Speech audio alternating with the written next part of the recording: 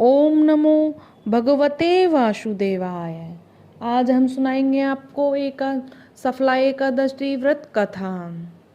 पौष मास के कृष्ण पक्ष महा के में जो एकादशी होती है उसका नाम और उसकी क्या विधि है तथा उसके किस देवता भगवान की पूजा की जाती है, यह हम आज आपको बताएंगे। भगवान श्री कृष्ण कहते हैं, बड़ी बड़ी दक्षिणा वाले यज्ञों से भी मुझे उतना संतोष नहीं होता जितना एकादशी व्रत के अनुष्ठान से होता है। पौष मास के कृष्ण पक्ष में सफला नाम की एकादशी होती है।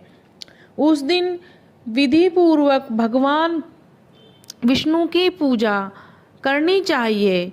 जैसे नागों में शेषनाग, पक्षियों में गरुड़ और देवताओं में श्री विष्णु श्रेष्ठ हैं, उसी प्रकार संपूर्ण व्रतों में एकादशी व्रत श्रेष्ठ है।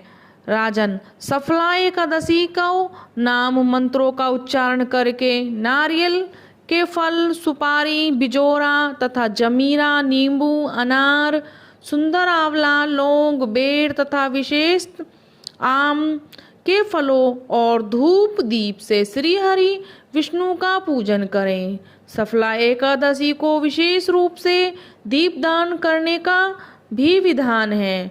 रात को वैष्णव पुरुषों के साथ जागरण करना चाहिए। जागरण करने वाले को जिस फल की प्राप्ति होती है वह हजारों वर्ष तपस्या करने से भी नहीं मिलती। नृपश्रेष्ठ, अब सफला एकादशी की शुभकारिणी कथा। अब सफला एकादशी की कथा शुरू करते हैं। सुनो।